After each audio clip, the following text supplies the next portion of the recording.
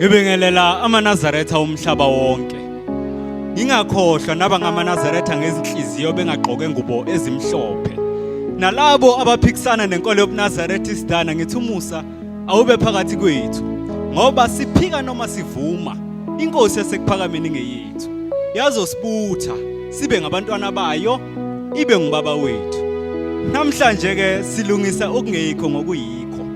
Bacabangana abantu uma bedliza ngobuNazaretha. Uhlala isithombe semthithimbila yamadoda, asho ngemhushahusha izingubo ezimhlophe, nangobhebhenene bezintshebe, nangezijojomela zezimboko. Babuya bacabange nangomame abathunga inhloko noma baxosheke iginqane zabo emakhanda, becicibele ngezimhlophe izingubo, nangezilihlaza izinansuku emahlombe. Babuya bacabange nangezilihlaza izinansuka ezivala imilomo, baze bahluleke nawo kuhlabelela abanini, belibela ukusihogela. Babuya bacabange nangezintokazi ongaqondi sibona kanjani, ngoba zihlale zigubuzela ubuso namakhanda ngemidweduluka yeindwangu eyithwishila imiqolo inqamla impukane. UbuNazaretha bungaphezulu kokugqoka ezimhlophe noma amagqwangqwanga ugodla isicipho uhamba utshuza uqonde ethempelini uze uyaqeda ngaphansi kwesihlahla. Othanda ukulingisa amaNazaretha angakwenza lokho, ajike angabi ngumNazaretha abe ngumlingisi. Uyini ubuNazaretha? UbuNazaretha bungachazwa ndlela ningi kube kuqonde entonye ubungcwele obamukelwa ngumuntu ngemuva kwende noma imfishana indlela yokuphila okuphambene noThixo. Uma umuntu esethi khumu emsebenzini obumnyama noma ezenzweni ezishiya abanye bezikhotha amanxeba, wenza isivumelwano phakathi kwakhe noNkulunkulu ngokukhetha inkosi enkulu yasekuphakameni. Emva kokuzihlanganisa nebandla kulandelana, osekhetha inkosi uyabhabhadiswa. Ngaphambi kokuciliswa emanzini uvuma izono. Isono singahlanjulukanga simnakashela size simgojela umuntu ngokudesa simkhumbuza amantshangantshanga nezihluhlwane zezilaze sezaze zalala amaqanda, ahlasimulisa igazi naqhuntsula igqila uwabuka. Yebo imnandi indlela kaNkulunkulu futhi ilungile, kodwa iyashesha ukubhangazela imbuyabathwa nobunkotha, bese iba lukhonjwana lokuntshentshethwa ngamavondwe othi usababaza ubumnandi uyethuka usudla inhlanhlatho. Kungenqala nabakwa-Israyeli bambeka iziqu Thixo, bamqhathulula bamdela ebabekezelela phezu kwamafuhlufuhlu ezono zemhlana amazono.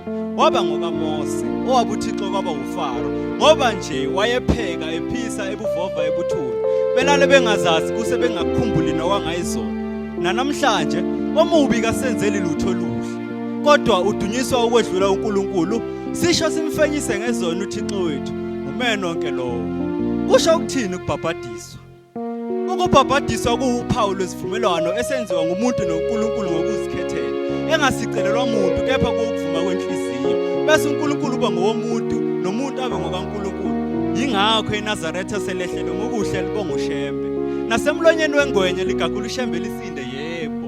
Libiza indaba enkulu, yazikhethela lona nalo lazikhethela yona. Phela ushembe uthanda umuntu.